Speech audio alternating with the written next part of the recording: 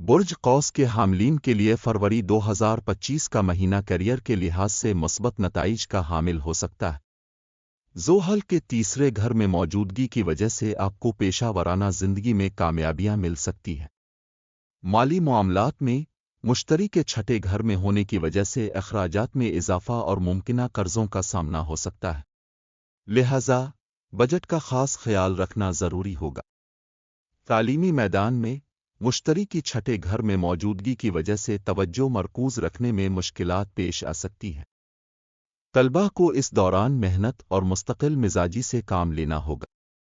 خاندانی زندگی میں ذوحل کی چوتھے گھر میں منتقلی کے باعث کچھ تناؤ اور مسائل کا سامنا ہو سکتا ہے۔ اہل خانہ کے ساتھ بہتر تعلقات کے لیے صبر اور سمجھداری کا مظاہرہ کرنا مفید ہوگا۔ محبت اور شادی شدہ زندگی میں فروری 2025 تک کا وقت اوسط درجے کا ہو سکتا ہے۔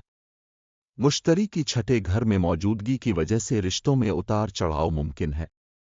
اس دوران تعلقات میں استحکام کے لیے باہمی اعتماد اور گفتگو کو فروغ دینا ضروری ہوگا۔ صحت کے حوالے سے ذوحل اور مشتری کی موجودگی کی وجہ سے کچھ مسائل پیش آ سکتے ہیں۔ صحت مند طرز زندگی اپنانا اور باقاعدہ ورزش کرنا اس دوران فائدہ مند ثابت ہوگا۔ مجموعی طور پر فروری 2025 برج قوس کے لیے ملے جلے نتائج کا حامل ہو سکتا ہے۔ مالی معاملات اور صحت پر خصوصی توجہ دینے کی ضرورت ہوگی، جبکہ کیریئر میں مثبت پیش رفت کے امکانات موجود ہیں۔